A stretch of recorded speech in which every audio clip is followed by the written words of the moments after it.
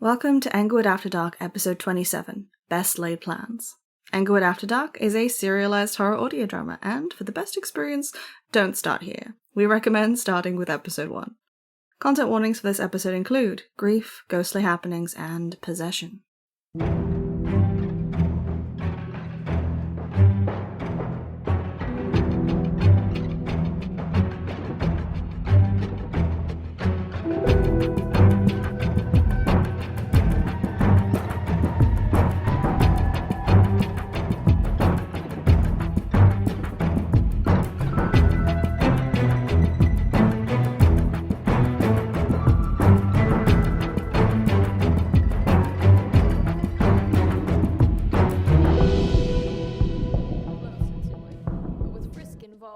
It's all gonna go to shit.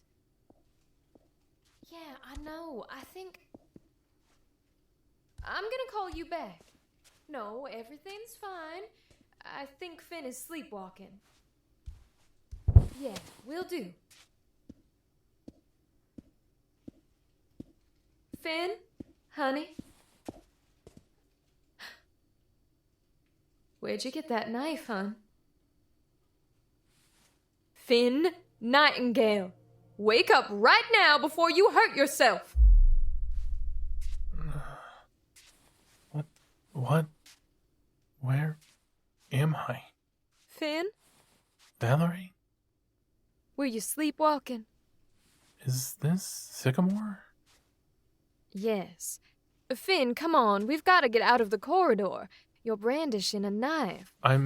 Oh, what the fuck? Come on.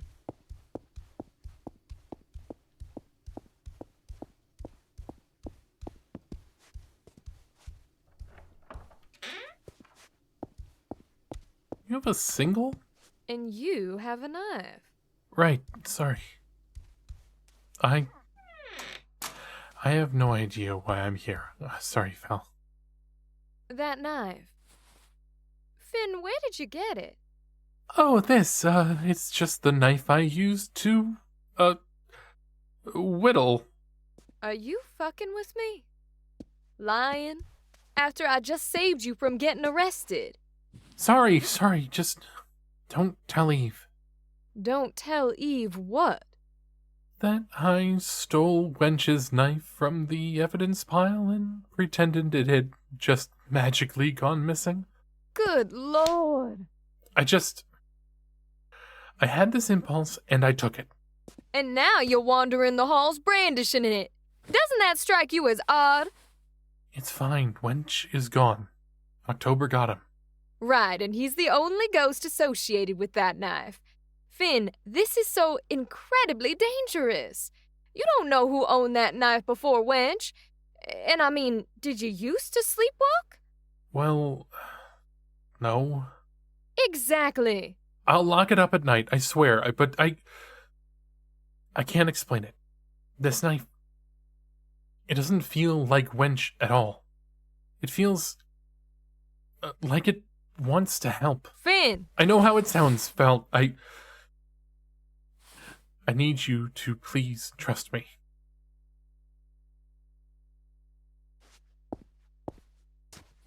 You won't hurt anyone with that knife, Finn Nightingale. I promise. Fine. Now let's figure out how to get you across the courtyard and back to your own bed before campus security finds you. Oh boy.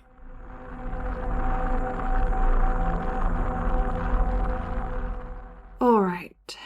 I'm in the basement of the library. Seem to be doing something very dangerous. And although my +1 has requested I keep this private, I'm gonna insist that we keep at least one safety measure. Or, rather, I'm not gonna tell him we're recording.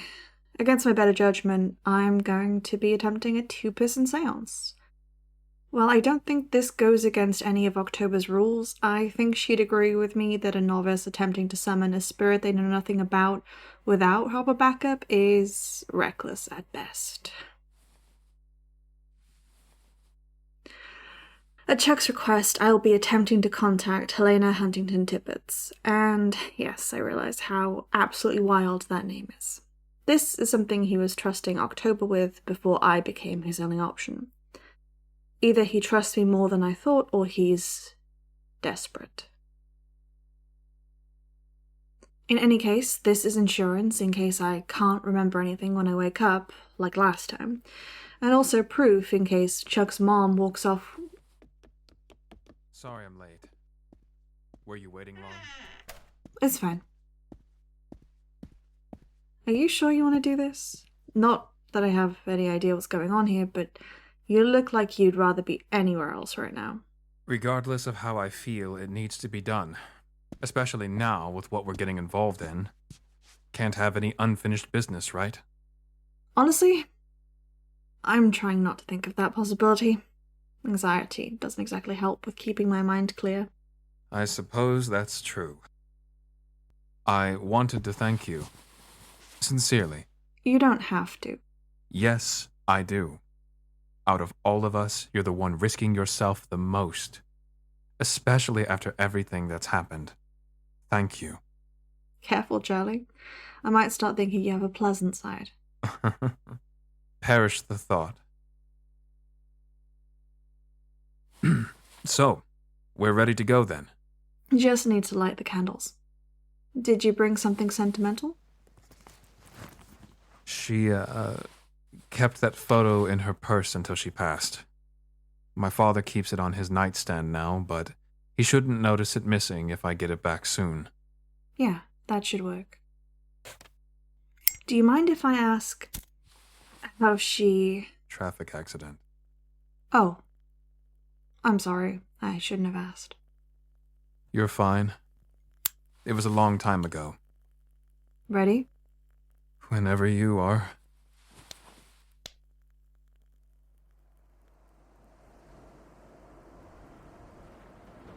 Grab my hand.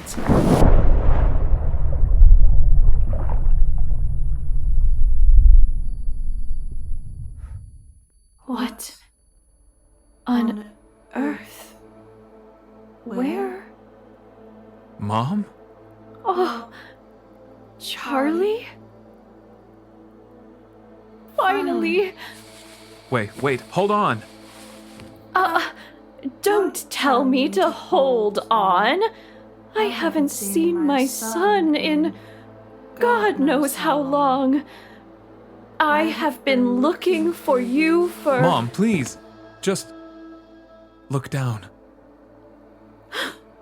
Charlie? Who am I standing in? Her name is Eve. She agreed to let me contact you, and I can't let you just parade around in her body. Please sit still, and don't break contact with me. Things can go very bad if you don't. How bad, dear? You ejecting her soul and taking over. Oh, Are you okay? I'm fine, dear. It feels a bit like whiplash, if I'm being honest. But it seems I was dragged quite a ways away. That's actually one of the questions I wanted to ask you. Where are you normally? Promise not to laugh, Charlie. It was hardly my choice. I promise. Well, when the bastard cut me off, turning onto the I-9, it seems I was attached to the car rather than the road. Spirits will gravitate towards things they're familiar with. Right. So I suppose that makes sense. So I imagine you're... In a junkyard, unfortunately. That doesn't sound pleasant. But it's better than the alternative. What alternative? Interstate 9 passes through Inglewood. Mother, I don't have a lot of time to explain, I think. I don't know how long Eve can even house you or if you'll be dragged back to where you were, so I'll try to keep this brief. Things... Between a zealous secret society and things I dare not even mention to you. Ghosts don't fare well here. I thought you might. For the last few years, I was convinced you were trapped here. convinced that I had trapped you here. Oh, Charlie. You were 5. Yes, and I was being a distracting, petulant brat in the back seat, distracting you. Most 5-year-olds are. That doesn't mean this is your fault. Well, you said we don't have long, right? Let's... How do I help you, Mom? help me. Unfinished business. What can I do to help you move on? Oh, Charlie. You are my unfinished business. I've spent the last 15 or so years trying to push past my boundaries to find you. And here you are. I don't know if that's enough, but for now. Go and look at you. You're so grown up. It hardly feels like it. Charlie, I'm proud of you. Wait, are you? I think time's up. Something is pushing me out. No, I'll find you. I'll find you again, okay? Mom? I love you, Mom. I'll make sure you pass on. I promise.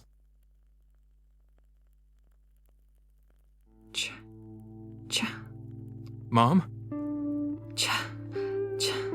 Chuck. Eve? Chuck, it's me. October? Not much time. What's going on? Are you okay? How are you? No time. This thing, it's strong. Feeling weaker by the day. Something draining. I'm so sorry. This is all my fault. No one's fault. Need help. Oh God, it's here. It's here? Chuck! Don't leave. Please.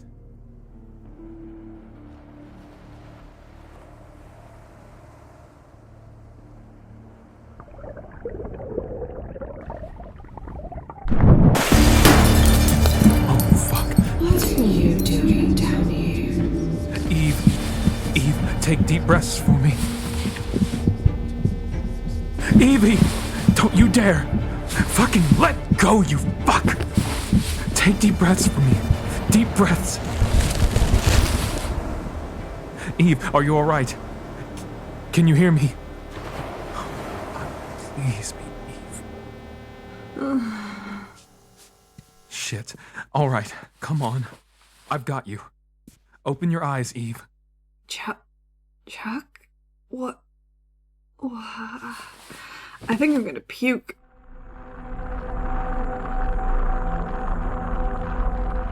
Do you hear that? What is that? It feels familiar.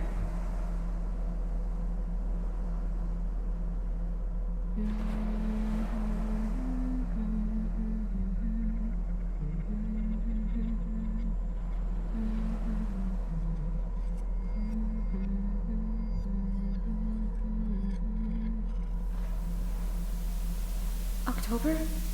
Dude, please don't leave. You're the only person in here to talk to. Or at least, if you leave, take me with you! Fuck!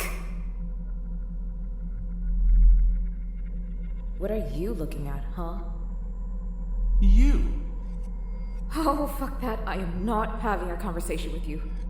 Oh, why not? You used to love talking with me. What the fuck are you talking about? I don't know you. Oh, come on, October, come back. Things are really fucking weird without you here. Oh, just the two of us again. Fuck you. Psycho. Holy shit!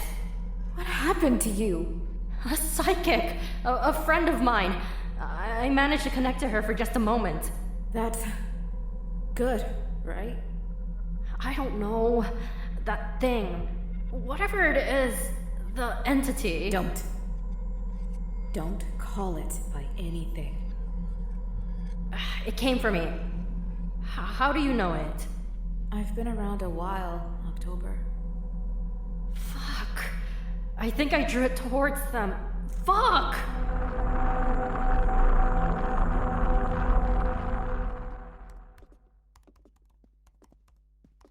Hey, you guys seen Carmen? Said she was, and I quote, up to her elbows in the good stuff and she'd be late. The fuck does that mean? Dumpster diving. Gross and unsurprising. Jinx, you owe me a Coke? You wish. Lame. So, what did you find out about Nielsen and his devil spawn? Oh, plenty of juicy stuff. Not sure how relevant some of it is to us, but Nielsen did have a nervous breakdown when Frisk was in his late teens. He's still around? If by around you mean in the best impatient care a billionaire's money can buy, yes. So, he still looks after him. Their relationship might be weird, but Frisk is legally his guardian. And get this, he has the original research paper for conceptual energy transfer hung on the wall in his head office. I saw it in a publicity still. There's something else, too. We were helping Angela pack up October's stuff yesterday, and we found old hospital bills and medical records. October went to the hospital a lot as a kid. Apparently her mother had Munchausen by proxy. That explains why she threw me at a wall, but so what? So, all of her medical bills were paid for by Nolan Frisk. Or at least, his company. Fuck. Yep, and if that wasn't suspicious enough, you want to know where else I found the Nielsen name around here? Let me guess. Brotherhood. Brotherhood connections. Isn't that interesting? If by interesting you mean fucking ridiculous at this point, did you know about this? I told you, I was a worker bee. They didn't let me know the workings of their ranks. I only know the research. But it makes sense. October's gift was inherited from her mother. Remember? Maybe she was on the Brotherhood payroll. Speaking of research, what did you find out about Tulpa? Researching pseudoscience is like trying to hold water in your clasped hands. So it went well. Pinning down anything concrete on the subject is almost impossible. But the resounding consensus seems to be that once a tulpa is created, it can free itself from the control of whomever made it. They are imbued with their own traits and being and can function autonomously. Interesting. Because Nielsen's paper was actually arguing for the entire opposite of that. Oh god, I forgot you were reading that. It was a headache. Opposite how? Long story short, Nielsen wanted to corrupt the idea of using a tulpa. Not to create an entity, but to force several spirits to be tethered into a central idea, and thus a place. That way he could use their spiritual energy as a source of power. A self-sustaining power source, both battery and generator. And cage, I suppose. A cage? Tulpa are metaphysical beings, right? In some ways, yes. They can become like people. Nielsen thought that if you created a body for the tulpa, like the doll, that it would seek to occupy the space, that it would want to be concrete. He posited that if you invited spirits into the body, you could trap them there and force them into whatever role you wanted. And he wanted a battery? I mean, sounds like such a supervillain thing to do. Feels like the outcome should be like an army of ghosts or something. Batteries are big business, literally. Frisk's big batteries have helped stabilize national grids all over the world, protecting them from power spikes. But sounds like his dad wanted one step further. A self-sustaining battery that never required charging. Precisely. His designs use the decoy body or vessel as, well, the cheese in a mousetrap, but also the cage. Once spirits are bound in this way to a tulpa-esque state of being, he seems to think there would be no real way to get them out again. They'd be trapped. But if we're thinking that Frisk did this, that he built this battery... We're definitely thinking that. We've had enough weird blackouts for it. Well, the ghosts escaped. At least some of them did. When you took down the Brotherhood. The secret society that helped tether the dead to the tulpa and the battery? We let them out. Oh god, we let Wench out, didn't we? Well, thank fuck he attached himself to Eve and not someone else. Gee, thanks. Wait, how many people do you need to sustain a tulpa? Most times a fair few. Like the family who had to throw their doll into the Mississippi. But if someone is fanatical enough, believes enough, you could do it with just one person. Nolan Frisk. We won't know for sure until... Guys! That. Fuck, you stink. That's the stink of success, baby. Don't call me baby. Carmen, do you have someone else's security pass? What? No. That would be stealing. So your actual legal name is Marion April Cortez? I don't know what you mean. Carmen. Evie. Psychopath. Takes one to know one. What did you find? Interns are stupid. Okay. And when you rapid fire take over an entire building, no one knows anyone. And you can do a bunch of fun stuff like access the file room and take pictures of the floor plans. That's impressive. That's just the beginning. What did you do? I hung out in the break room. Wow, groundbreaking. What the robot in the corner is failing to grasp is that people at work gossip about their days. And you want to know what some of the Frisk scientists were talking about? A self-sustaining battery? What? Aww. How'd you know? It's what his daddy would have wanted. Did you get eyes on it? No, but I do know where it is. We should move quickly then. Why? I think we should plan... The guards. I've been trying to gently infiltrate their systems so that they don't know I'm there, which is not the easiest thing to do, but what I do know from internal emails is emergency rent-a-cop security employees we currently have on site are about to be dismissed. Dismissed? And replaced by a private security force made up of ex-CIA guys, fucking SEALs, and other acronyms that will fucking murder us. How long? 3 days. What even is our plan? Break in and hope for the best? I can cut power to the building, disabling the cameras. And then? We find the battery. And do what? We could try pulling the spirits out of the tulpa. Performing a seance? I mean, if you could get your hands on the physical object Frisk is using to trap them, you'd be able to get them all out of there fast. That if is doing a whole lot of work in that sentence, Nightingale. If not, I can try to do it the old-fashioned way. You mean the way that you can barely do because that's not how your sensitivities work? Well... And what happens when, after we free them, he just fills the battery with new spirits? There's no shortage of dead people around here. Ah, but the secrets of the dumpster will help us. What?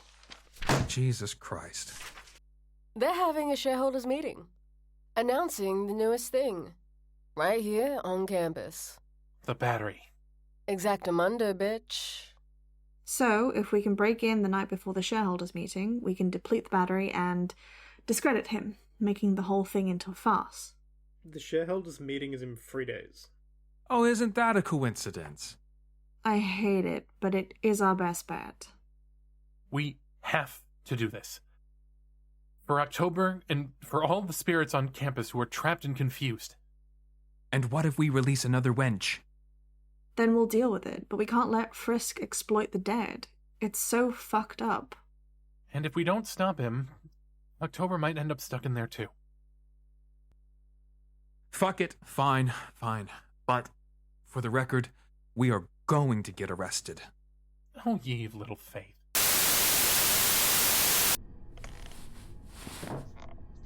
Ye of little faith. A little faith goes a long way.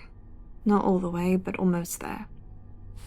If belief didn't have power, we wouldn't be here right now. That battery wouldn't function. A tulpa would be nothing more than another imaginary friend, and we certainly wouldn't have the guts to infiltrate the science building that evening. we wouldn't. They're still looking for me. I need you to listen, and I need you to have faith in me. I'm gonna make this right, and I need your help. All of you. A little bit of faith goes a long way.